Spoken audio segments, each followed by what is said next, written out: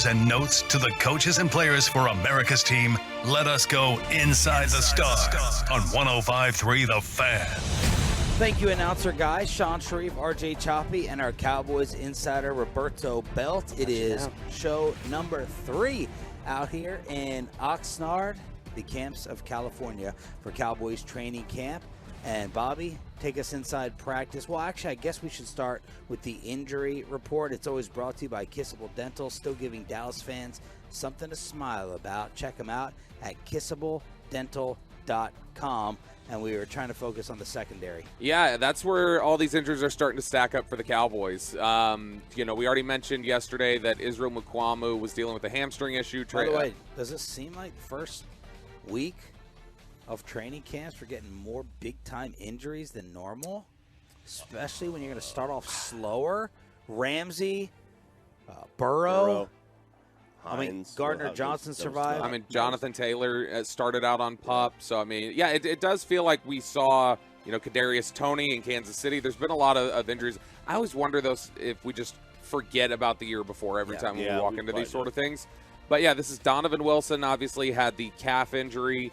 That was something that we heard would be 6 to 8 weeks or 4 to 6 weeks, roughly, and that he should be ready for the first game. But Israel Mukuamu, we knew he was dealing with a hamstring thing. Mike McCarthy came out yesterday, called both of those multiple week injuries. And then Trayvon Diggs was not at practice, and that was due to what is a toe injury, a sore toe apparently. That's not considered very serious. Trayvon Diggs, by the way, the owner of a new Zach Wolchuk Apple Charger. He never gave it back? I don't think so, which Zach was anticipating. Gosh. So yesterday we're sitting here getting ready for Micah, G-Bag was, and Diggs walks up, and we're talking.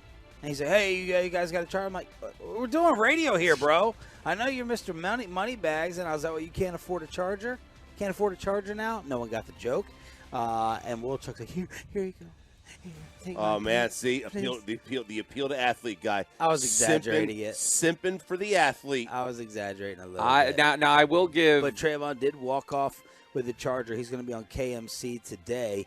And maybe Zach didn't get it back. I don't think he did, and he was talking to. He's like, going to Vegas too. His phone definitely died in the limo ride. He said, he was telling Brian, he's like, I may need to take your charger with me because if I don't get that back, I need the charge to get to the airport. But he got walked up by Kevin Corey. I gotta say, I would agree with them.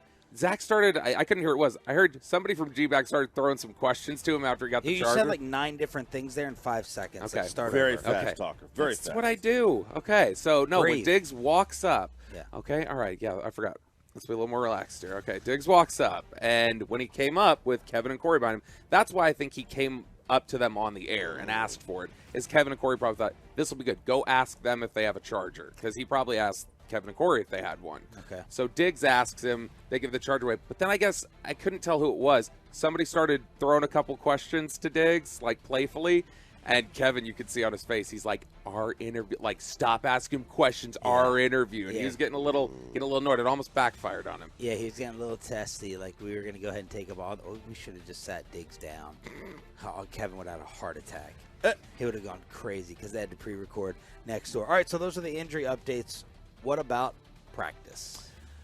Look, this is something that, we talked about how surprised I'm dying to see where he's going to start. Yeah. Well, we were surprised on day one with how active it was and kind of some of the stuff we saw. I felt like yesterday was a little bit more tempered. Like it was a little pulled back. It was a much easier 20 minutes. No. Now you say that, and I don't disagree. We forget the previous year.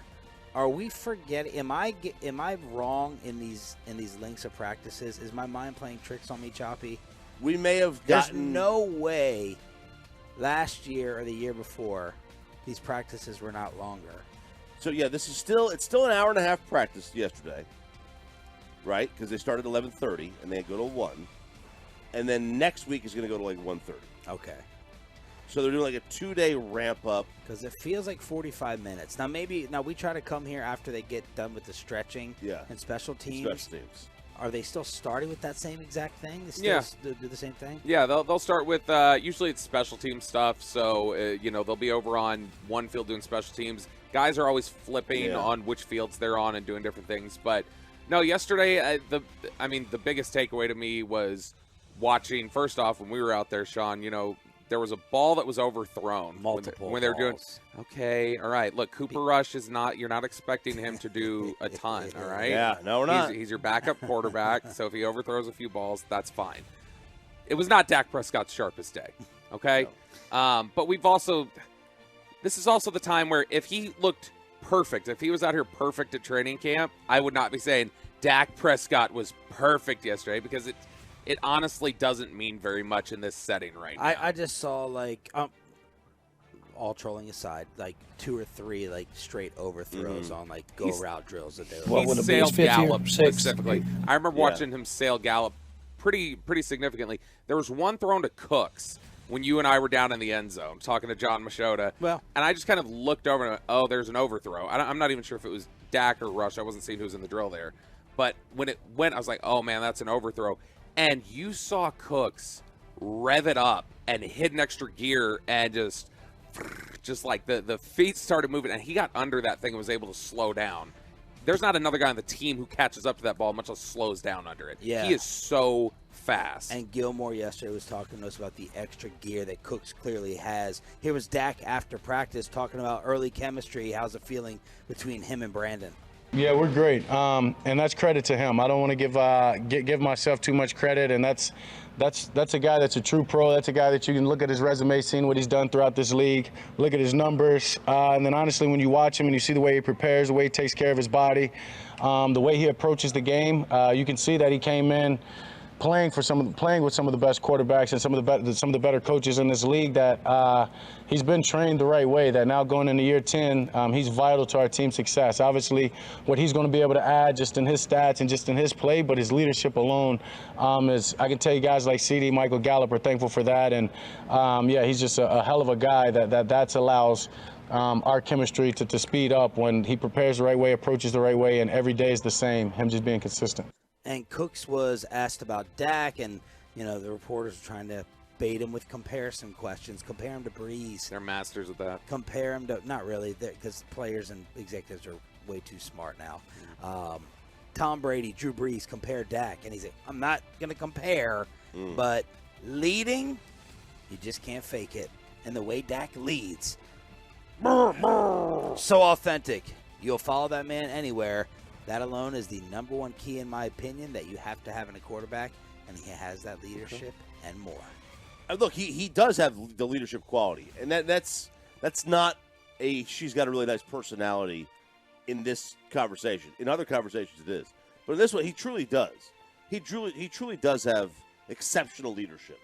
Now everyone's on interception watch out here. Now, they should be. I mean, first of all, it doesn't take a lot to be on interception watch when it comes to Dak Prescott and practices. Every third throw is ending up in the blue jerseys. Dak was asked about the whole interception storyline. Once again, just got to look at what the play is, look at the read, understand that it is football, right? Yesterday's tough. Today, as I said, it was 50-50. Maybe the ball gave them a little bit more percentage, I guess. But that's part of it. I'm not going to stop being aggressive. 10 or tipped, whatever you say it is. I am going to lessen my interception numbers.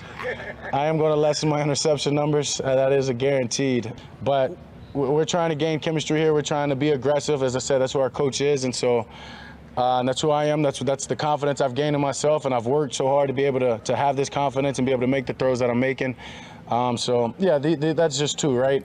If it continues every day, come back to me, and it might change my mood a little bit. So he did a brilliant job of mocking the Fort Worth Star-Telegram's fake made-up headline. He said 10 or tipped, whatever it is. But then he gave the guarantee. Yeah. He gave the guarantee himself that the interception number will lower. Yeah, he did. He gave the Men's Warehouse guarantee. You're going to like the way you look. No, you know what I also took away from that? He gave that's one of the things I was thinking. He gave the guarantee. Anyway, he said 10 or tipped, it's going to lessen. Yep. So that he did give you that. But also, that goes to show for people who say, oh, Dak's just a robot and he's vanilla. It is by choice. That man is absolutely aware of narratives and discussions and what's being said about this football team. They all are. And he's got Tad. He chooses a certain approach that I think you prefer in your quarterback anyway. I don't think you want your quarterback getting in a certain headspace about all the noise, and that's how he's approaching it. You know, it's I didn't have a major problem with yesterday's interception. It's basically a punt. It's 40 yards downfield. To Nashawn Wright, which we'll get into in a second. Yeah, so make or break camp for him. Yep, maybe it was a deep ball, left side. It was a little bit on. It was obviously not a little bit. It was a lot on the inside. I mean, the Tolbert had to come in like 5 yards on the inside just to kind of make a play on it. So it was not a very good throw, you know. But that pass, you know, that's a punt. I mean, you're going 40 yards down the field. It's not the worst thing in the world. But, you know, Dak has never been. I mean, he's always been a good, you know, deep ball thrower. He's never been the most accurate guy in the world, and that's okay. Like, you know, he's found a way to do it.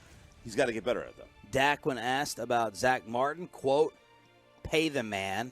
And then he was talking about this defense as I was sitting alongside Broadus and Wolchuk going wireless here, and they were just Broadus like the defense kicking the offense's ass. And that normally happens early on in camp like this. We'll talk to Nick Eatman about it at 9:20. But Dak said, look, in these 2 days, this defense is good. They communicate well. That's where it starts. They know each other. They know the call. They feel confident that they're getting from Quinn. They feel confident with the guy next to them. They're playing fast.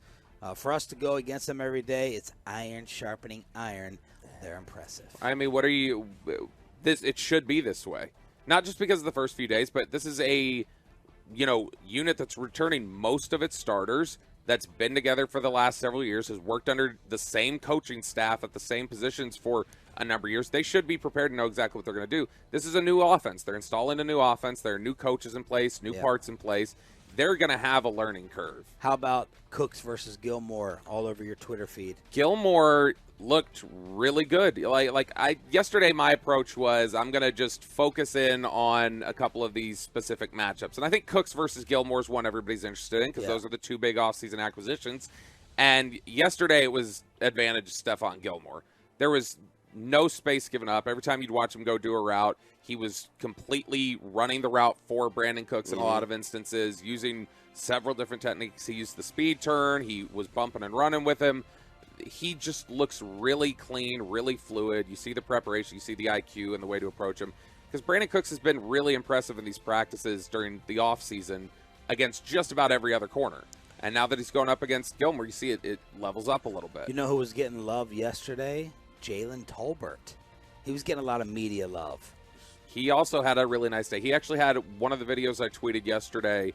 He had a rep against Gilmore where he sold a vertical really well, stopped, came back for it, and Gilmore, you could see his body language. He has to kind of like stutter and surprise, and he got separation on the comeback.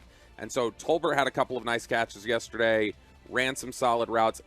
It's early because I remember it was day 2 last year. I was coming on here with you guys at 5 in the morning and talking about Stephon or Jalen Tolbert has had a really good start to camp. Jalen Tolbert looks really clean running these routes. When the pads came on, it got very different for him. And so you like to see it, but Tolbert, his real test is going to be when the pads come on and when we're lining up. Does he know where he's supposed to be? Zach Wolchuk, day 2 observations. Defense dominated. Nashawn Wright had an impressive day. Yeah. Tyron looking back to form on the left side. Dak to Cook's connection will be fire. Malik Davis has some juice and will surprise people. Farniak is the best of the backup guard options. And a lot of crossing routes. So that was Zachariah before he got in his limousine to go to Las Vegas for Spence Crawford tonight, as he and Lucius will be broadcasting from Vegas for the Friday edition of G-Bag. It's it's a great experience for him. I'm happy that he gets to go. You and I have both done. He didn't sound very happy. The Vegas Showtime thing. We've done that several times. I don't ever remember Showtime sending me a limo. No. I remember one time. I remember being in the last ass row of the stadium. Who's that, Pacquiao Bradley? Pacquiao Bradley. We were last row. Now, I remember when I did cold pizza one time, Sean. Wow. The original First Take. They sent me a limo to go to get to the TV studio in like the design district. They picked me up in a limo. Wow. They did it just for this, just for a 2-minute TV hit. Big waste of money, I guess, on their part. But so they did that. But never. I assume he went out of LAX. I would guess so. That's Maybe a private. That's Could've a been private. Could have been private. Yeah. Little That's PJ. a healthy. That's a healthy. All right. Little guy.